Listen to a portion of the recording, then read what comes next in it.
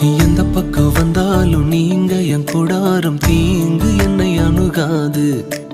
துர்ச்சன பிரவாகம் சூழ்ந்திட நின்றாலும் துளியும் என்னை நெருங்காது. சிறு வெள்ளாட்டு கிடை போல் கிடந்தே